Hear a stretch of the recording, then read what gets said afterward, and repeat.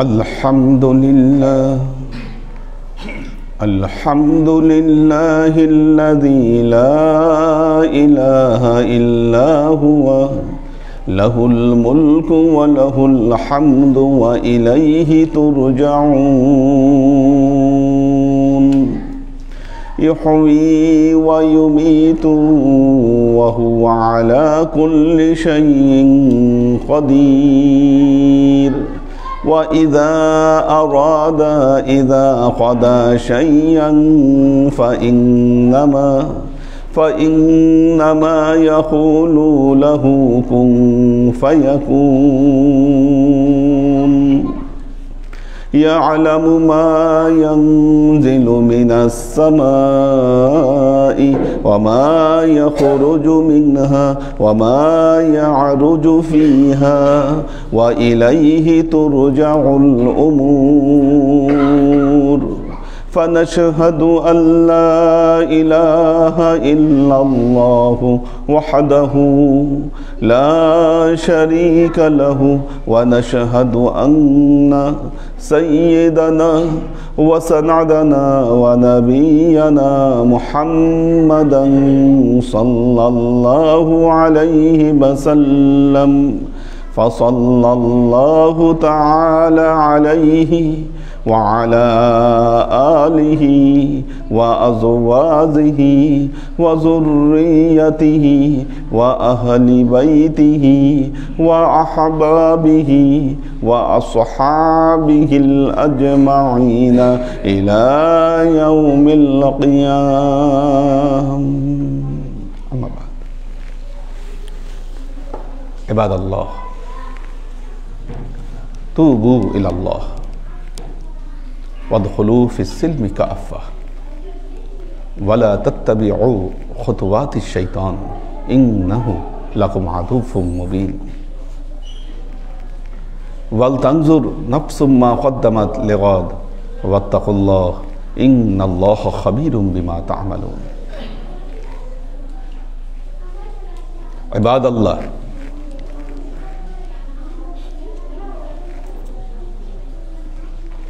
واعلموا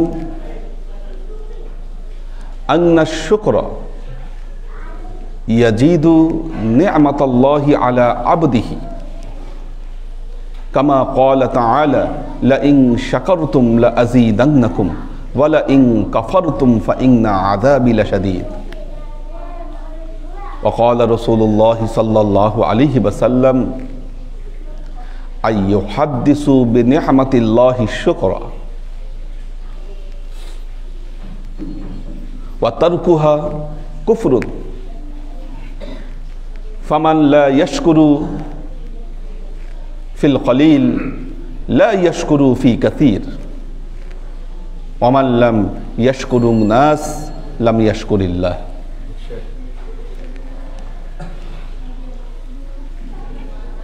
وقال رسول الله صلى الله عليه وسلم إن الله لا يرضى على عبده إذا أكل يحمد الله وإذا شرب يحمد الله. وقال رسول الله صلى الله عليه وسلم إن الله لا يرضى على عبده بنعمة وأثار الشكر. وقال الله تعالى في كلامه المجيد وفرقانه الحميد أن اشكر لي ولوالدي وإلي المصير. উপস্থিত আল্লাহর আশিক ও সালেক বৃন্দ, সর্ববিধ উত্তম প্রশস্তি জ্ঞাপন করছি সে আল্লাহ পাকের নিমিত্তে, যিনি এই সৃষ্টি জগতের 18,000 মাখলুকাত মানুষের খেদমতে নিয়োজিত করেছেন। পৃথিবীর সকল কিছু প্রত্যক্ষ এবং পরোক্ষভাবে মানুষকে খেদমত করে যাচ্ছে। মানুষের জন্যই সৃষ্টি করা হয়েছে এখানে সবকিছু। আমরা কোনোটা বুঝি, কোনোটা বুঝি না। এবং আল্লাহ তাআলা তার কালামে পাকে বলেছেন ওয়া ইন তাউদ্দু নি'মাতাল্লাহ লা তুহসুহা, যদি তোমরা এই পৃথিবীতে আল্লাহর নিয়ামতকে তোমরা গণনা করতে চাও, কখনো এটা গণনা করে শেষ করতে পারবা না। একজন মানুষ যখন সুস্থ থাকে তখন সে বুঝে না এই যে আমরা বাতাস নিচ্ছি, নিঃশ্বাস নিচ্ছি, এতে আল্লাহর কি নিয়ামত আমরা ভোগ করছি। যখন অসুস্থ হয়, হসপিটালে ভর্তি হয়, আইসিইউ বা সিসিইউতে যায়, লাইফ সাপোর্ট দিতে হয় তাকে, তখন সে বুঝে যে না এগুলোর দাম কত। প্রতিদিন 20,000 25,000 টাকা তাকে গুনতে হয় এগুলোর জন্য। কিন্তু আল্লাহ কোনো ট্যাক্স ছাড়া, কোনো দাম ছাড়া এগুলো আমাদেরকে দিচ্ছেন, ফ্রি, সব টোটাল ফ্রি। যখন মানুষ এটা ভুলে যায়, বোঝার জন্য আল্লাহ তখন তাকে ওই অবস্থার মধ্যে ফেলে যেন মানুষ তার আল্লাহকে স্মরণ করতে পারে।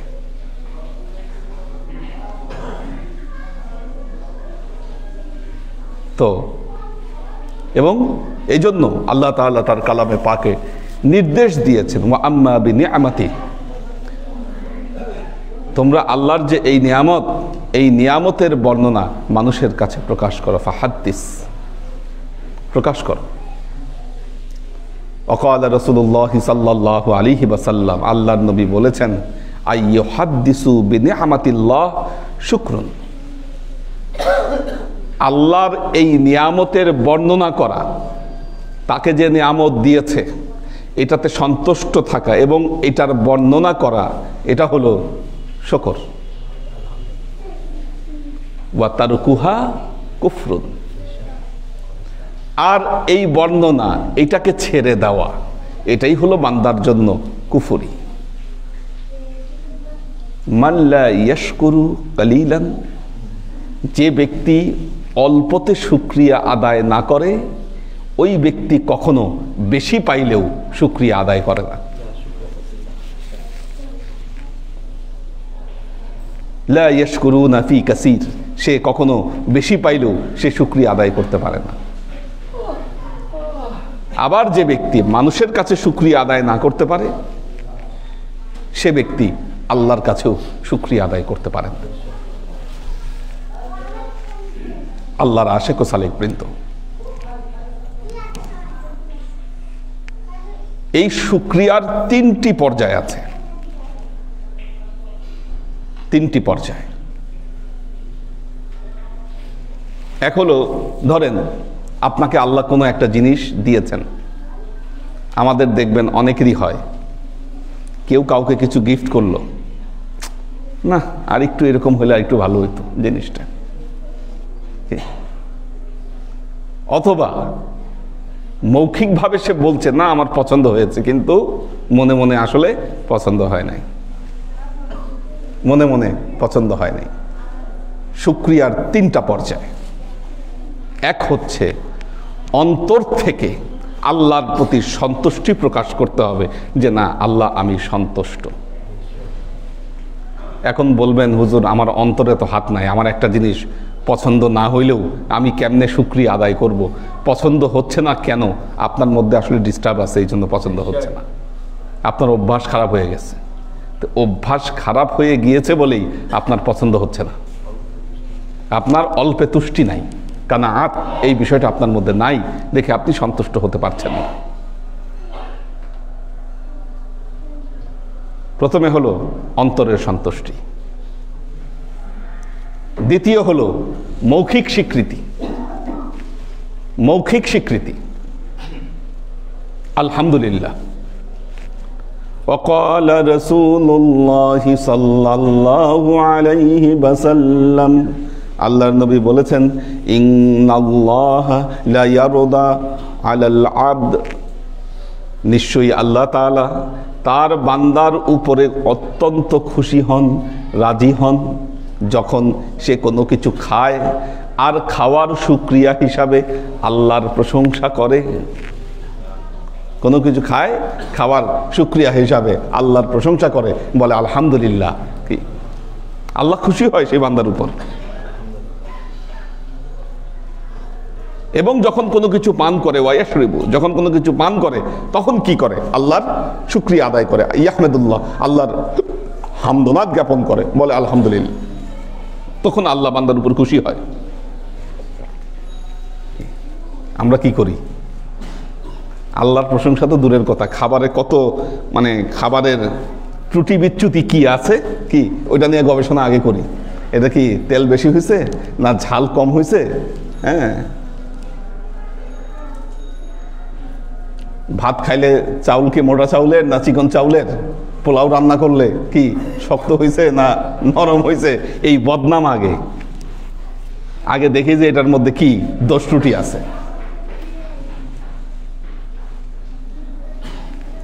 আমাদের অভ্যাস পরিবর্তন হয়ে গেছে, অথচ মুসলমানদের অভ্যাস কখনো এরকম ছিল না। আল্লাহর নবী মুহাম্মদ রাসূলুল্লাহ সাল্লাল্লাহু আলাইহি ওয়াসাল্লাম ওনারা যে কষ্টে জীবন কাটিয়েছেন আরব দেশে, দেখবেন যে আমরা রমজান মাসে যখন ইফতার করি, ইফতার করার সময় সুন্নত হিসাবে ইফতারের শত আইটেমের মধ্যে খেজুরটা রাখি, যে এটা একটা সুন্নাত।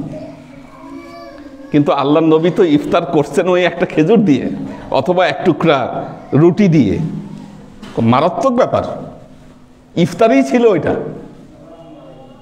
আর আমরা অনেক অনুষঙ্গের মধ্যে ওই একটা জিনিস আমরা সুন্নত হিসাবে আমরা অ্যাড করি, তারপরেও আমাদের কোথায় জানি একটা অসন্তুষ্টি থেকে যায়, সন্তুষ্টি আমাদের মধ্যে আসে না, আসে না। কারণ এই যে অন্তরের যে সন্তুষ্টি সেটা আসতেছে না। কাজেই শুকরিয়ার প্রথম পর্যায় হচ্ছে আপনার অন্তর স্বীকৃতি দিতে হবে যে না আমি সন্তুষ্ট।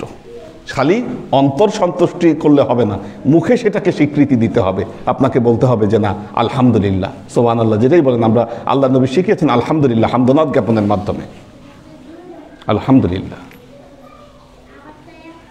তৃতীয়ত বিল আমল, আমলের মাধ্যমে শুকরিয়া জ্ঞাপন করা।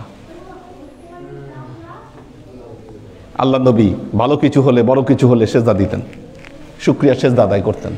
তার সাহাবীদেরকেও শিখিয়েছেন আল্লাহ নবী সেজদা আদায় করা, ভালো কিছুতে শুকরিয়া সেজদা আদায় করা, অথবা আলহামদুলিল্লাহ বলা। কখনো কখনো আল্লাহ নবী নামাজ আদায় করে শুকরিয়া আদায় করতেন। যেদিন মক্কা বিজয় হয়েছিল, মক্কা বিজয়ের দিন আল্লাহ নবী এক সালামে 8 রাকাত নামাজ পড়েছিলেন। এক সালামে 8 রাকাত নামাজ আদায় করে আল্লাহর শুকরিয়া আদায় করেছিলেন। বাইতুল্লাহ ঢুকে প্রথমে এই কাজটা করছেন। আমলের মাধ্যমে শুকরিয়া আদায় করা, অথবা দান সৎকার মাধ্যমে শুকরিয়া আদায় করা। দানের মাধ্যমেও শুকরিয়া আদায় করা যায়, যে না আমি আল্লাহর দরবারে দানের মাধ্যমে আমি শুকরিয়া আদায় করলাম। এটি আল্লাহর নবীর দেখিয়ে দেওয়া সুন্নতি পদ্ধতি। এইভাবে বান্দাকে শুকরিয়া আদায় করতে হয়। এবং আল্লাহ বলেছেন লা ইন শাকারতুম লা আযীদান্নাকুম ওয়া লা ইন কাফারতুম ফা ইন্না আযাবি লাশাদীদ।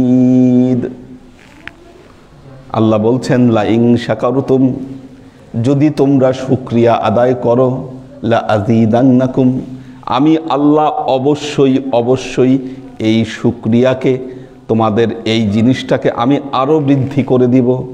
ওয়ালা ইন কাফারতুম, যদি তোমরা আমার শুকরিয়া আদায় করতে অস্বীকার করো, ফা ইন্না আযাবি লাশাদীদ, তাহলে জেনে রেখো আমার আযাব কিন্তু ভয়াবহ শক্ত। বহু মানুষ আছে দেখবেন, বহু মানুষ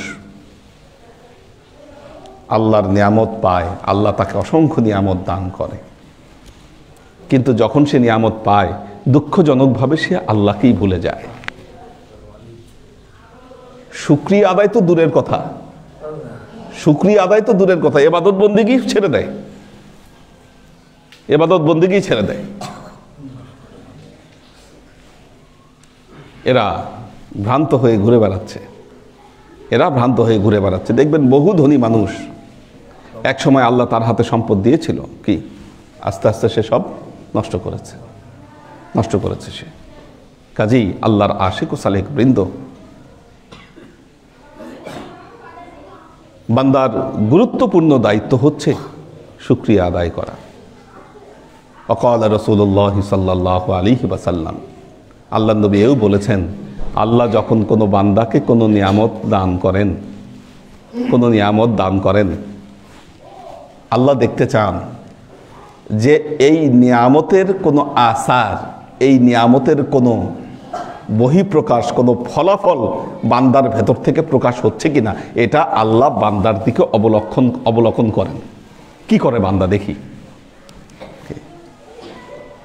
এখন নিয়ামত পায়ে যখন দেখে যে না, বান্দা অসন্তুষ্ট হয়েছে, বান্দাকে আমি সন্তুষ্ট করতে পারলাম না, আল্লাহ ওই বান্দার উপর অসন্তুষ্ট হন। আবার যখন দেখে যে না, বান্দা আমার নিয়ামত পেয়ে সে অত্যন্ত খুশি হয়েছে, আল্লাহ ওই বান্দার উপর রাজি খুশি হয়ে যান।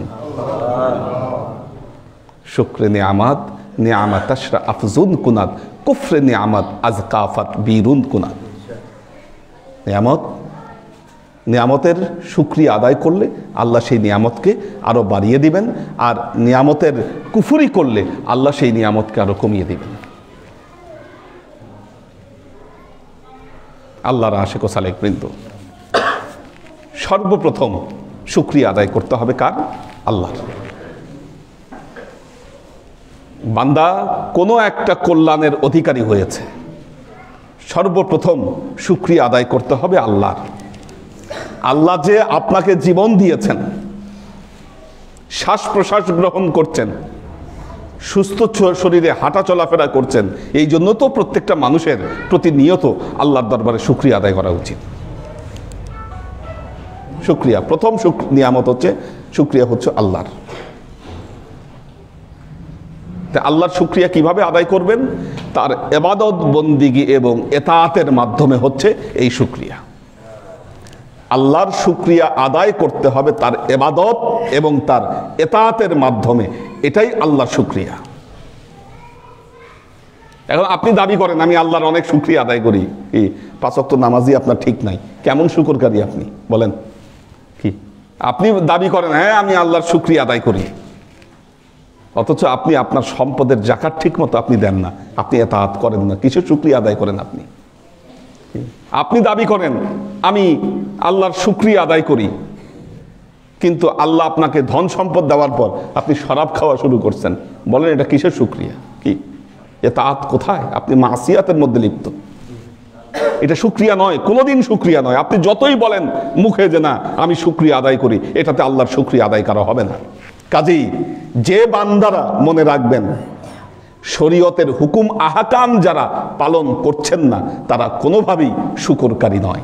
এখন আপনি বলবেন হুজুর আপনি এই কথা বলছেন, আপনি এই কথা বলছেন, তাহলে আমি অনেক মানুষ দেখেছি হুজুর, তারা তো নামাজও পড়ে না, কি দিনের পথেও চলে না, আল্লাহ তাদের সম্পদ দিনে দিনে বাড়িয়ে দিচ্ছেন। এটা কিভাবে সম্ভব?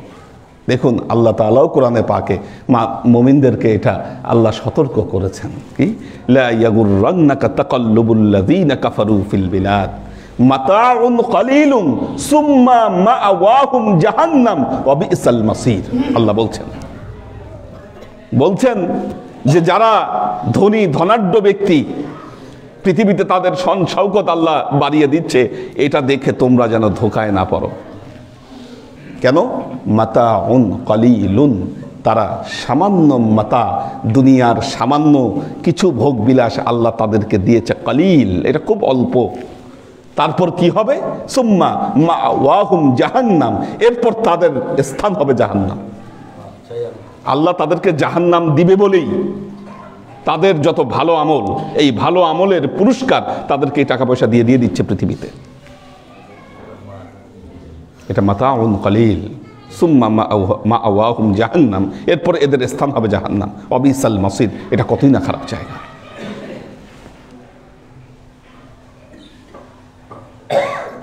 কাজেই তাদের জন্য শুধু এক কুল, অপর জায়গায় তাদের জন্য কিছু আর থাকছে না। কাজেই সর্বপ্রথম শুকরিয়া আদায় করতে হবে আল্লাহর, এবং সেটা আল্লাহর ইবাদত বন্দিগি এবং শরীয়তের হুকুম আহকামের পায়বান্দ হওয়ার মাধ্যমে এই শুকরিয়া আল্লাহর কাছে আদায় করতে হবে। দ্বিতীয় শুকরিয়া আদায় করতে হবে কার কাছে? দ্বিতীয় শুকরিয়া কার কাছে? আল্লাহ তার কালামে পাকে বলেছেন আনিশকুরুলি ওয়ালি ওয়ালিদাইয়া ওয়া ইলাইয়াল মাসির। আল্লাহ বলছেন দ্বিতীয় শুকরিয়া আদায় করতে হবে তোমাদের পিতামাতার, তোমাদের পিতামাতার শুকরিয়া আদায় করতে হবে। পিতামাতা যদি না থাকে তাদের জন্য দোয়া করতে হবে আল্লাহর দরবারে, কি এইভাবে তাদের শুকরিয়া আদায় করতে হবে। আল্লাহর শুকরিয়া আদায় করার পরে আল্লাহ তার কালামে পাকে শিক্ষা দিচ্ছেন, তারপর শুকরিয়া আদায় করতে হবে তার পিতামাতার। আনিশকুরুলি ওয়ালি ওয়ালিদাইয়া।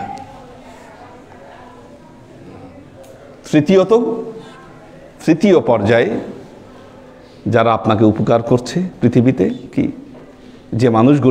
যে মানুষগুলোর ওসিলায় আল্লাহ আপনাকে সাহায্য করছেন তাদেরও শুকরিয়া আদায় করতে হবে। আল্লাহ নবী বলেছেন, অমাল্লাম ইয়াশকুরুন নাসা, যে ব্যক্তি মানুষের কাছে শুকরিয়া আদায় করতে পারে না, লা ইয়াশকুরুল্লাহ, তারা আল্লাহরও শুকরিয়া আদায় করতে পারে না। আল্লাহর আশেক ও সালেক বৃন্দ, আপনি যদি শাকের হন, আবদান শাকুরা, যদি আপনি হতে পারেন শুকরিয়া আদায়কারী বান্দা, আপনি যদি হতে পারেন, তাহলে আল্লাহ দিনে দিনে আপনার সম্পদকে আরো বাড়িয়ে দিবে, সব কিছুকে আল্লাহ প্রবৃদ্ধি করে দিবে যদি আপনি শুকরিয়া আদায়কারী হন। হযরত দাউদ আলাইহিস সালাম তিনি আবদান শাকুরা ছিলেন, শুকুর আদায়কারী বান্দা ছিলেন। আল্লাহ কোরআনে বলেছেন এই কথা, শুকুর আদায়কারী বান্দা ছিলেন। আল্লাহ তাকে বাদশাহী দান করেছেন। তার বংশধর সুলাইমান আলাইহিস সালামের রাজত্ব আল্লাহ আরো বৃদ্ধি করে দিয়েছেন। আল্লাহ আমাদেরকে তৌফিক দান করুন। বারাকাল্লাহু লানা ওয়া লাকুম ফিল কুরআনিল আযীম ওয়া নাফা'না ওয়া ইয়্যাকুম লা আয়াতি ওয়া যিকরিল হাকীম ইন্নাহু তাআলা জাওয়াদুন কারীমুম মালিকুন বাররাউফুর রহিম।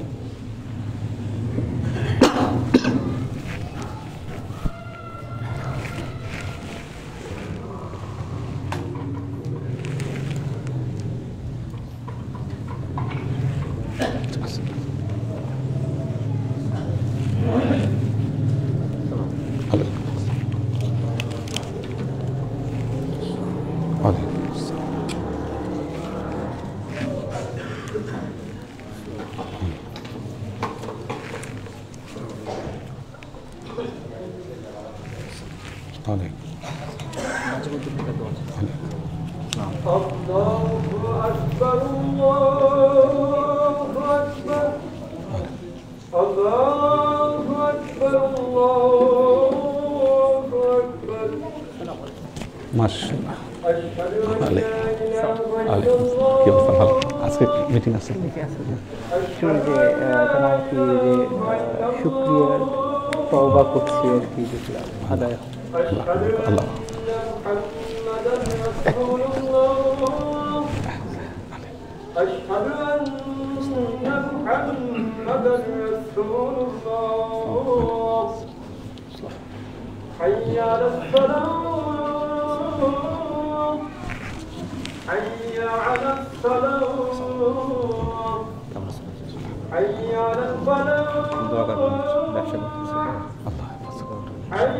ক্লাস আইসা তাকে পরিচালনা বেশি তো। ও আচ্ছা আচ্ছা,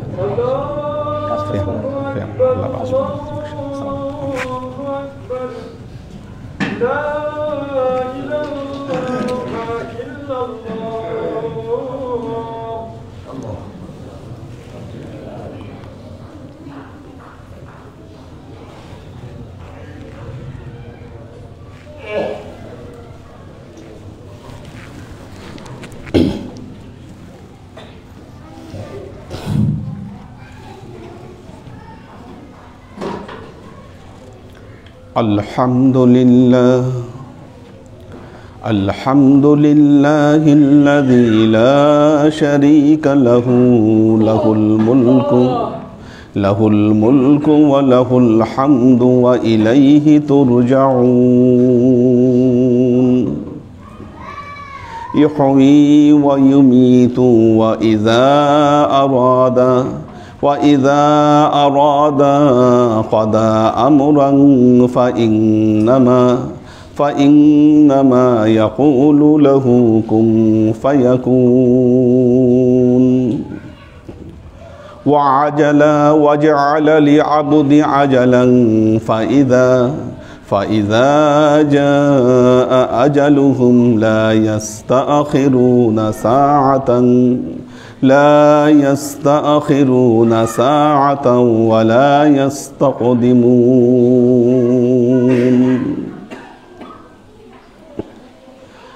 يعلم ما ينزل من السماء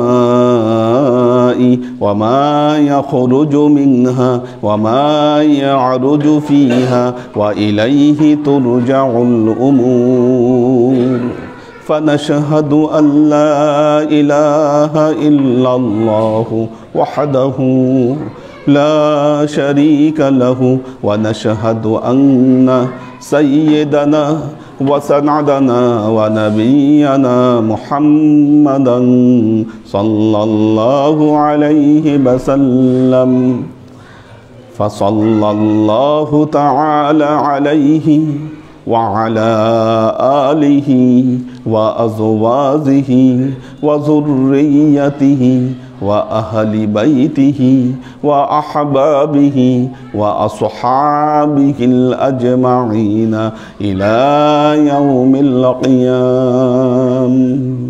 أما بعد عباد الله توبوا إلى الله وادخلوا في السلم كافة ولا تتبعوا خطوات الشيطان إنه لكم عدو مبين ولتنظر نفس ما قدمت لغد واتقوا الله إن الله خبير بما تعملون. عباد الله واشكروا الله فإن الشكر يزيد نعمة الله واعتئذوا بنصيحتي كما أخبركم الآن بخطبتي. بارك الله لنا ولكم في القرآن العظيم ونفعنا وإياكم لآيات والذكر الحكيم إنه تعالى جواد كريم مالك بالرؤوف الرحيم.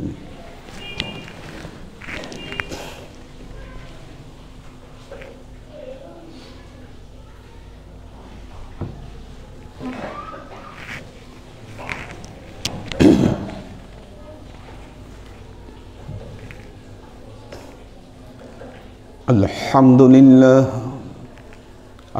لله نحمده ونستعينه ونستغفره ونؤمن به ونتوكل عليه ونعوذ بالله من شرور أنفسنا ومن سيئات أعمالنا من يهد الله فهو المهتدي ومن يضلل فلن تجد له وليا مرشدا فنشهد أن لا إله إلا الله وحده لا شريك له ونشهد أن سيدنا وسندنا ونبينا محمدا صلى الله عليه وسلم الذي أرسله الله بالحق بشيرا ونذيرا وداعيا إلى الله بإذنه وسراجا منيرا. وقال تعالى إن الله وملائكته يصلون على النبي يا أيها الذين آمنوا صلوا عليه وسلموا تسليما. اللهم صل على محمد وعلى آل محمد كما صليت على إبراهيم وعلى آل إبراهيم إنك حميد مجيد. اللهم بارك على محمد كما باركت على إبراهيم وعلى آل إبراهيم إنك حميد مجيد. اللهم صل وسلم ورحم وبارك على سيدنا ونبينا وشفيعنا وحبيبنا وقرة أعيننا محمد صلى الله عليه وسلم وعلى آله وأزواجه وذرياته وأهل بيته وأحبابه وأصحابه الأجمعين إلى يوم القيامة.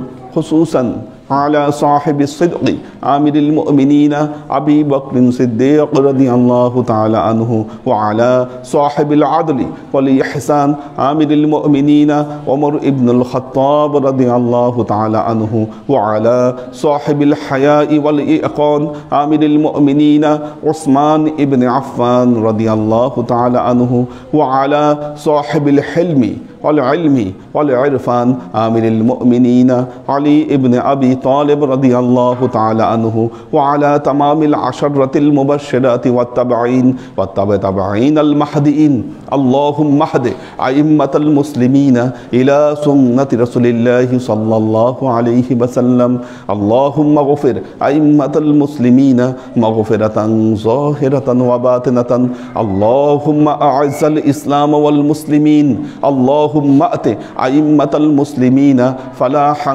عظيما اللهم انصر من نصر دين محمد صلى الله عليه وسلم واجعلنا منهم واخذل من خذل دين محمد صلى الله عليه وسلم ولا تجعلنا منهم تعدلوا عباد الله رحمكم الله إن الله يأمركم بالعدل والإحسان وإيتاء ذي القربى وينهى عن الفحشاء والمنكر والبغي يعظكم لعلكم تذكرون فاذكروني أذكركم واشكروا لي ولا تكفرون.